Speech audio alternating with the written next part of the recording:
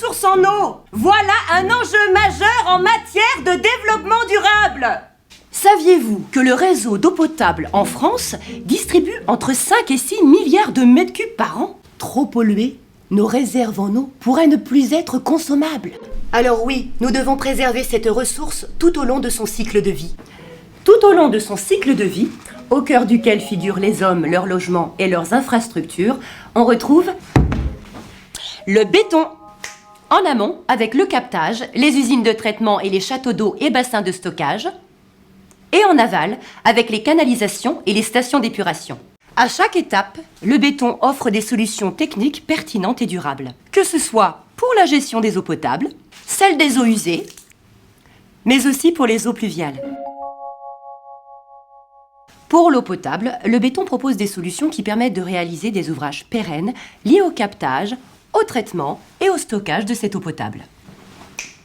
D'abord, il y a les stations de pompage. Les eaux sont pompées dans les cours d'eau ou captées dans les nappes souterraines.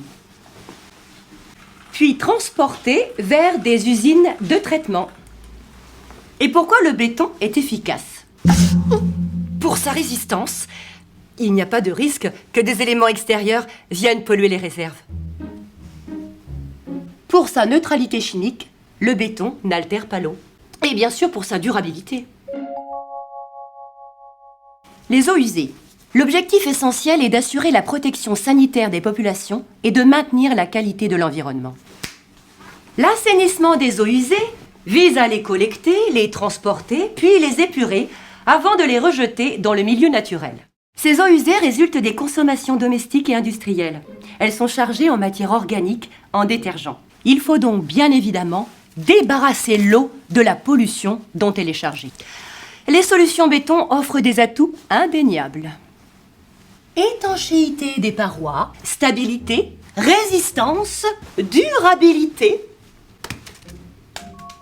et bon comportement des ouvrages dans des milieux agressifs. L'imperméabilisation croissante des sols, l'intensification des événements pluvieux. Les eaux pluviales ne peuvent pas être considérées comme non polluées. Elles sont chargées d'impuretés. C'est pour cela que leur gestion est essentielle. Après de très fortes précipitations, les conséquences sont lourdes dans beaucoup d'agglomérations.